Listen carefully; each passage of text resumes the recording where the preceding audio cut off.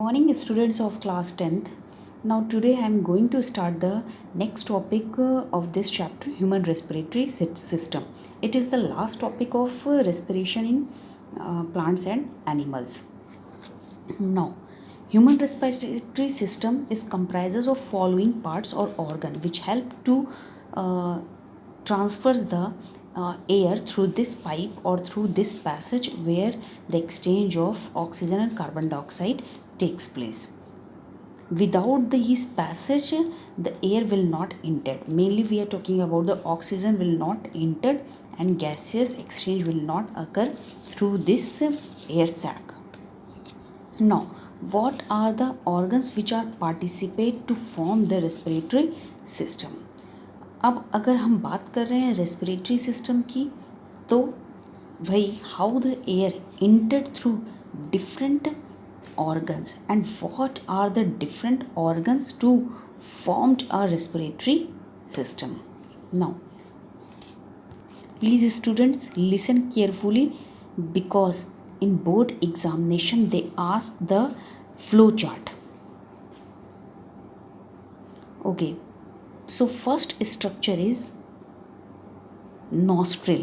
Nostril का मतलब हुआ ये जो हमारा पोर है, और ये पोर जो है इसके through the air entered from atmosphere to inside. Now this nostril enters into a cavity. आपको पता है ये दोनों नोज के जो पोर्स हैं जिनको हम नॉस्ट्रिल कह रहे हैं, they entered a cavity and that cavity is called nasal cavity. और ये नेजल कैविटी आप कभी टच करके देखो अपने नोज़ को, एक बहुत बोनी स्ट्रक्चर होता है and in that bony structure this two passage और chamber divide by a septum. ये एक सेप्टम से डिवाइड होते हैं. उस सेप्टम को हम कहते हैं नेजल सेप्टम, जो किस चीज़ का बना होता है, कार्टिलेज का बना होता है. इसलिए देखो आप नोज़ का जो एक्सटर्नल पार्ट है that is very muscular part, यानी कि first part way in which the air entered nostril. Second, air entered through a cavity, nasal cavity, which help to filter the impurities.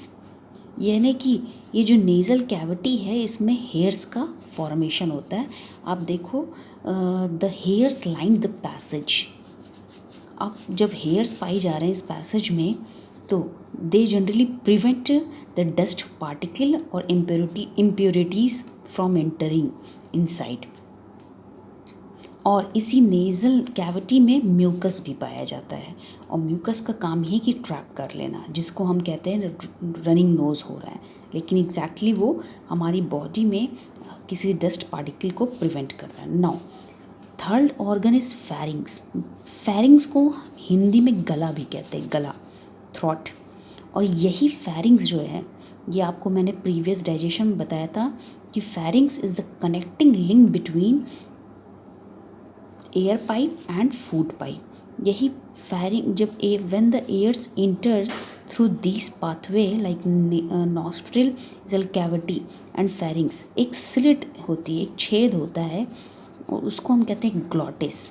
और वही glottis के ऊपर एक membrane लगी होती है, एपिग्लॉटिस, जिसका काम है कि एयर को ट्रैकिया में पहुंचाना, ना कि फूड पाइप में पहुंचाना है. यानी कि एक तरह से ये क्या कर रही है, प्रिवेंट कर रही है कि एयर जो है वो ट्रैकिया में पहुंचे लैरिंग्स के थ्रू, ना कि फूड पाइप में.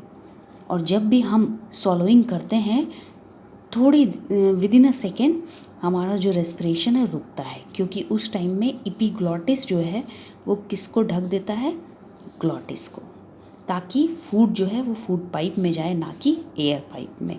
अदरवाइज वॉमिटिंग आने के चांसेस हो सकते हैं. नाउ यानी कि अब pharynx open through glottis by a slit like structure, larynx. And आप देख रहे होगे कि there is a rings like structure which is found in trachea. और लैरिंग्स आपको पता है, larynx is a voice box.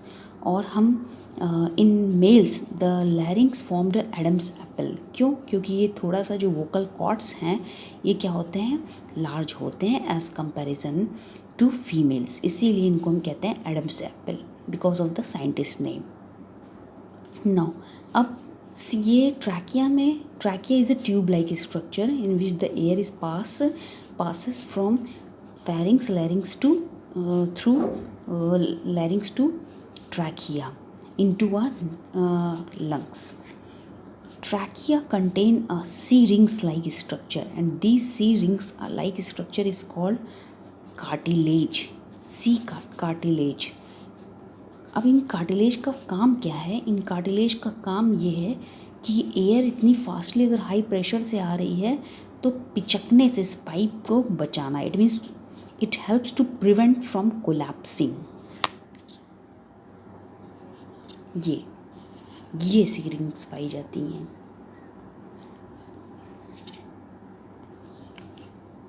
This trachea is also called windpipe because it only transfers or passage the air into other tubes.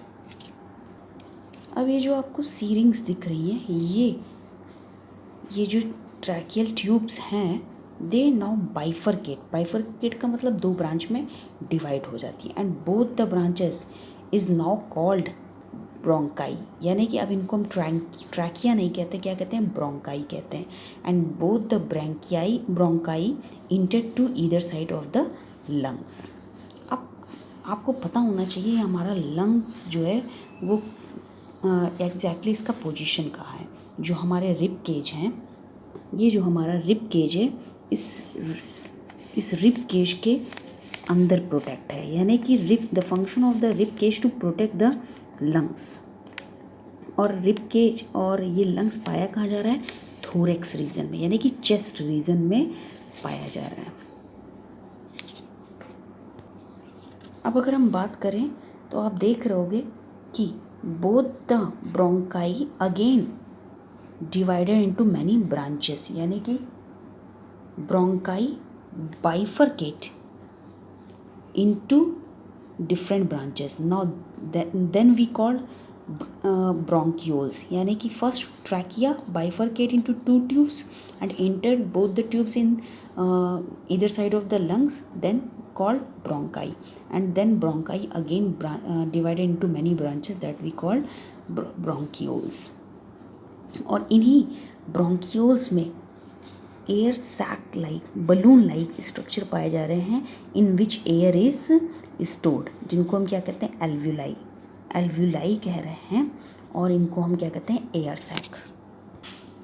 If we see the proper diagram of the lungs covered by the two membrane, outer membrane and inner membrane. Inner membrane जो होगी वो lungs की तरफ है, outer membrane muscles से attach है। और इन membrane को कहते क्या है, प्लूरल मेम्ब्रेन्स, जिनका काम है फ्रिक्शन से बचाना and to protect the lungs.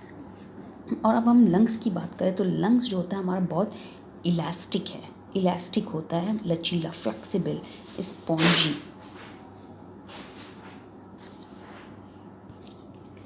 There is one specialty of right lung. As comparison to left lung, right lung is broader and divided into three lobes. It means the fissure divide the lungs into three lobes. But in left lung there is only two lobes, or it is narrow as comparison to right lung. और same जो दो bronchi है वो भी 3 branches में divide हो रही है, 1, 2 and 3 in right lung, 1, 2 in left lung.